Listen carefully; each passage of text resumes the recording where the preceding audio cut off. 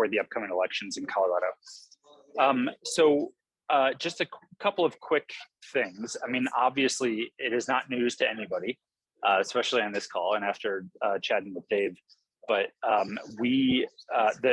this environment that we are living in right now is very much a national environment. And unfortunately, that national environment is very challenging for Democrats this election cycle.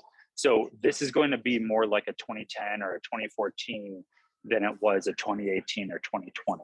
So I think we all just need to face that reality and understand what challenges that's going to bring, and change our strategy accordingly.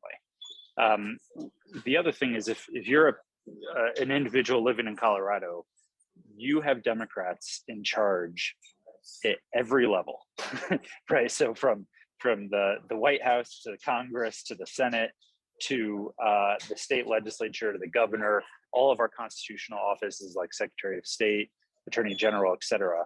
And so if you are unhappy, if you feel slightly unsatisfied, whether it's fair or not, you are probably blaming Democrats, unless you're a true blue diehard Democrat, right? But if you're just an average voter out there and you have some anxieties about what's happening in the world right now, it's hard to say, well, you should blame Republicans, because they don't see Republicans in control anywhere when they turn on the news, et cetera. The other piece of context here is that we just got done with redistricting here in Colorado, just like everybody has. And every state's redistricting efforts are a little different. Ours came out relatively mixed. I would say they are not blatantly gerrymandered or the deck is not overly stacked against us, but it is challenging. We have a much more difficult district map than we did 10 years ago, and frankly, probably any year since the last round of redistricting. So it's going to be difficult, and the seats that are up this year are in very difficult areas for us. And then lastly, I said, if you're unhappy, you're probably going to blame a Democrat before a Republican. There's a lot to be anxious about right now, right?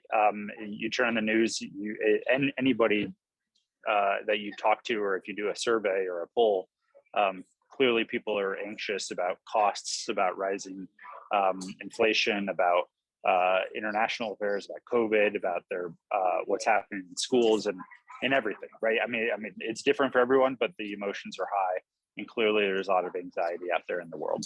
So knowing all of this, we actually did do a poll recently in Colorado just to kind of get a baseline of where things are. And that was something that we did actually probably a month, maybe 2 months ago now. So it's slightly outdated, but I think it's probably not a whole lot different out there right now than it was then.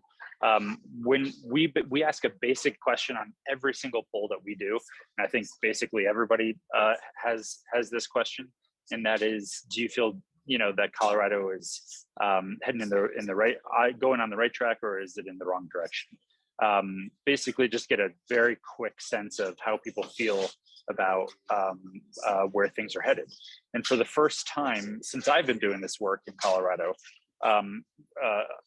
more people say they are dissatisfied than say they are satisfied. And that is especially true for everybody, every demographic group, except Democrats. So if you're an independent, if you're a swing voter, if you're, a different, how we kind of categorize people when it comes to elections, everybody except kind of very loyal Democrats say they're dissatisfied with where Colorado is headed. When we ask specifically about the pandemic, they actually feel like Colorado got it right. So it's not just pandemic fatigue, it's also kind of just everything happening with the economy, with crime, just general anxieties that I think we're seeing all over the country. Another quick thing, just to give folks a sense of context, we obviously have been a state that has voted for Joe Biden, for Hillary Clinton, for Obama, and all these most recent elections. And we all know that Joe Biden is underwater nationally. And I think many of us assume he's not underwater in Colorado because of our support for Democrats at the federal level recently, but it's not true. He's very much below water. He's maybe slightly above where he is nationally, but he's well below 50%, maybe around 40% in Colorado right now. And Donald Trump is also unpopular, which is good. But the takeaway there is, I think in some ways, the unpopularity of Donald Trump has helped us in recent elections. He is still unpopular, but voters don't think it's very relevant. So it is not impacting how they feel about who's on their ballot nearly as much as it ever has been. So it's not like all of a sudden everyone's a Trump fan. They just also are not a Joe Biden fan. The last things I'll say before we move into specifics about the races in Colorado and the state Senate. We do a general, generic legislative ballot question for voters all the time in polling. And the last several elections that I've been working in, when we ask the question on your legislative ballot, are you more likely to vote for a Democrat or Republican? We have been seeing over the years that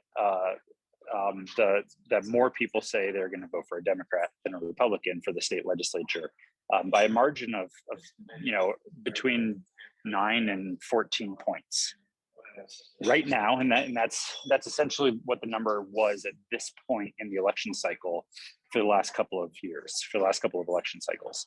Right now, when we ask that question, more people say they're going to vote for a Republican than a Democrat, and it's small. It's a small gap. It's only about 2 or 3 points, and so it's within a margin of error. But at the end of the day, it's really meant to just give you a gut check of where things are, and it clearly means and shows us that things have changed dramatically as compared to the last couple of election cycles. So before, it was clear heading into the election at this point that we were on top and we we're going to be okay. Obviously, there's nuance, but right now it is clear that we are not okay. We are maybe tied, probably underwater, and those numbers are actually even worse when you look at the specific battleground districts that we're going to be relying on this year. So the last thing I would say is it's very clear that people are over COVID. I think everybody's over it, wants to be over it and move on. But the reality is that people, when you ask voters in Colorado, do you think the state government should focus more on improving the economy, or should they focus more on making sure COVID doesn't have a comeback and that we're controlling the spread, et cetera? And the vast, vast, vast majority of people say, let's stop it with the COVID protocols. Let's stop it with the masking, et cetera. We need to be almost exclusively focused on improving the economy and the comeback. And obviously there's nuance there, but I think that's very different than where we would have been maybe a year or so ago. And when you ask voters, what are their top issues in Colorado? It's very clear that the top issues are affordability in the rising cost of living, that it's crime and public safety issues, and quality of our public education system. Those are the three that over and over and over again are very clearly rising to the top among voters right now. If this were a couple of years ago, climate change would be in one of the top. And so clearly people's anxieties and their challenges they're facing have shifted quite a bit over these last couple of years. So to move on specifically to what that means in Colorado, the reason why the state Senate is so important is because in our current trifecta and the landscape we have here in the state, the Senate is probably the weakest link. Obviously there's going to be a tough race for the governor's reelection. He's hopefully going to be okay. I think it's too soon to say for sure, but he'll have a tough race. But I think the polling and his support is pretty good right now. When you look at the state house, I think that will be tough, and I think there's a really good chance we could lose some seats in the state house. But most likely, it won't be enough to actually put the majority at risk. In the state Senate, our majority is 20 to Republicans having 15 seats. And so that is probably the weakest link. And at first, people often would say, okay, we've got a buffer of 5 seats. that should be plenty. 5 seats is a pretty decent majority. But if you really think about it, in the state Senate, only half of the districts are actually up for election every election cycle. And so, 17 of the seats aren't even up. And so if you assume that, and you see that I think it's 16 seats are up this election cycle, the ones that are probably definitely going to be up for grabs. And if you think about ones that are staying, so ones that aren't up for another 2 years, you actually get to a place where there's 15 solid Democrats, 14 solid Republicans, and then about 6 seats that are up that are considered competitive. And if you do the math, we need to win 3 of those 6 seats in order to retain the majority of, which is 18 seats. So 3 out of 6, is not a slam dunk. It doesn't mean it's the end of the world and it's going to be impossible to keep the majority, but it's very, very, very much up for grabs and it's very much at risk. We can talk about some of the seats that are up, but some of them are new seats. Some of them are existing seats that have shifted just a little bit because of redistricting. I would say the top 3 seats that I think are most likely in the Democratic column out of those 6 is Senate districts 24, 20, and 8. 24 is in Adams County. It's like Thornton, Westminster. 20 is in Jefferson County, and it's Lakewood and other areas of Jeffco. And then Senate District 8 is in the mountains, and that's like Summit County, Eagle, and Northwest Colorado. And then after that, we have 3 or 4 seats that are kind of in the next tier. That's Senate District 27, which is Centennial area. And Tom Sullivan is running for that district. He's a current representative. Senate District 3, which is in Pueblo. There was just a vacancy there, and that's Nick Heinrichsen is the sitting senator, and I don't know if he'll have a primary or not. Senate District 11 is in Colorado Springs, and that's the seat that Pete Lee currently represents, but it's sort of a reconfigured district, and it's even more competitive now. And then Senate District 15, which is in Loveland mostly, but now after redistricting actually includes part of my district, which is Nederland and Lyons and Gold Hill and places like that, which is interesting because Rob Woodward is the current senator from Loveland, is probably the most conservative member of the state Senate. And he now is going to be running for a district that includes a place like Nederland, which doesn't quite fit his values. And I think it's going to be interesting. It's a very difficult race, though. It's about a 50-50 in a neutral year, which means in this year, in this environment, he probably has an advantage. But if places like Nederland and Lyons really show up in big numbers, I think it means that seat could be on the map. And that's great for a lot of us who live in the Boulder County area, at least, where we can have an impact potentially on that race. So how do we win? I think we need to make sure that we are focused on the issues that voters are telling us over and over again they want us to talk about and they want us to work on. Number one, I think it has to be about affordability issues as much as possible. We know that not just inflation, but other issues have caused cost increases in Colorado. You think about housing, which is, the majority of someone's expense for an average family. It is only skyrocketing more and more, and it doesn't seem like there's much of a slowdown in sight. And so we're going to be talking a lot about an affordable housing package that we're working on in the legislature. We're going to put a record amount of money into affordability for housing. We're going to talk about the work we've done to advance full-day kindergarten for every single family in the state, to advance universal preschool for every family in the state, and to talk about the healthcare victories that we've done over the years that maybe haven't totally been felt by most people yet, but they will be soon. And it's probably the most progress done on healthcare affordability in the country at a state level, right, since Obamacare. And then we're also going to talk about safety and community health. That's an issue that I think in some ways is not in the Democrats' wheelhouse normally, but crime is up. We can talk all day about why crime is up.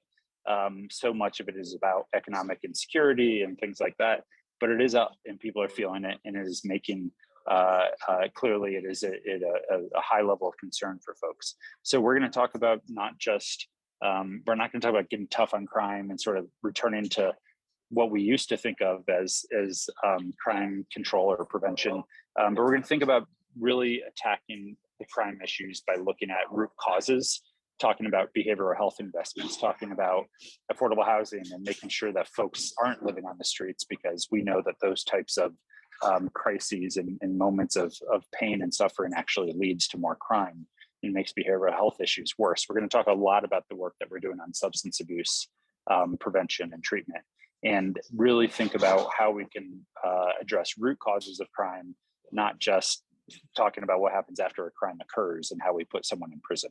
And so that will be a big part of a conversation that we're having, and there will be a legislative package on it. I also think community safety and community health has to include things like climate change and air quality and the negative impacts we are seeing, because that is, whether it's something people say in a poll as the top priority, it clearly is part of having healthy and safe communities. If you have a wildfire that burns down 1,000 homes, clearly you're not feeling like you live in a safe and healthy community. Same with issues of ozone and air quality. And then lastly, we've seen all over the country that education is a hot button issue in every corner, no matter what kind of state or what kind of community you're living in. Education is a big issue. And so we're going to focus on the fact that we're going to do a historic increase to K-12 ed funding this year. We're going to be on a path to buy down, if not eliminate, what we call the negative factor, which is essentially an ongoing IOU that we have for public education, because we have not, as a state, been able to fund public education adequately. And we're going to talk a lot about the early childhood education work that we're doing. The Republicans are going to want to talk about critical race theory and corrupt school boards and whatever kind of fantasies they cook up. But we need to talk about funding. We need to talk about making sure at the end of the day, classrooms are not politicized and students have what they need to succeed, especially after this pandemic, when we know that classrooms are sort of ground zero for the negative impacts from this. And then lastly, and a lot of what Dave was talking about, yes, we need to talk about all those issues. We need to deliver. We need to remind voters what we've been doing. But we also just need to do what we're really good at, which is campaigning and being on the ground and hitting the sidewalks and knocking on doors and campaigning like absolutely everything is on the line and at stake, because it really is. I would say in Colorado, yes, it would not be great if we lost the Senate, because it means that we can't advance certain things. But at the end of the day, some of those top issues really are, if we don't have a trifecta, it means that very big problems could occur. If you talk about choice and the attacks on abortion access right now, Colorado has to be a safe haven for women all over the region, because unfortunately, that is going to probably be our role in the future. And if we can't protect the right to a safe abortion, then that is a huge impact that impacts not just Coloradans, but folks all over this region. If you talk about air quality and climate issues, we know that just simply it's not enough to just fight back against rollback efforts. We actually need to make further aggressive action a top priority, or else we fail. Like you can't solve climate change by getting to 80% of the issue, like you can on so many other issues where you do have to find compromise. Not doing what the scientists tell us we have to do is actually the same as failing in some ways. So we have to retain this majority. We have to retain this trifecta, and the state Senate absolutely is the place where we know that's going to be the front line, and we need to do everything we can to protect it. The last thing I wanted to say before we open it up to some questions is a thing to keep in mind is that the national environment, like I said, is challenging. That's not news to anybody. We know redistricting is creating challenges for this election cycle. We know that a lot of the issues on the ground at the end of the day, voters, fair or not, may blame Democrats. On top of all of this, we have seen our opposition to be more organized, strategic, and well-funded than they've ever been in modern times in the state. And they usually are doing a lot of infighting. You have like the Patrick Neville, organization or clan, I call them, kind of competing with the more reasonable Republican sides. That no longer is happening. They have consolidated, they have a strategy, they have entities, they've basically recreated what Coloradans or what Democrats have done in Colorado, and are going full speed ahead with a very smart strategy.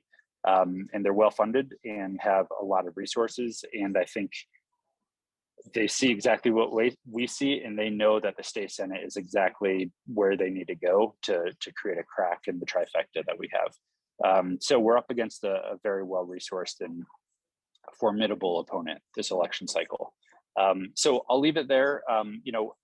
In my role, I just recently got elected as the Senate president after I was the majority leader for several years. So I'm running the soft side, as Dave was talking about the soft side versus the hard side. We also have a hard side, which includes our candidates and many of our senators that help those candidates. If anybody would like to learn more about how to support our 6 or 7 candidates that we've got in those races, or how to support the larger efforts, would love to chat with anybody at any time, whenever we can do it. And just let me know if you have questions. Happy to provide resources and thoughts. So I'll leave it there, Ning, and maybe if you want to do any questions, we've got a few minutes to do so.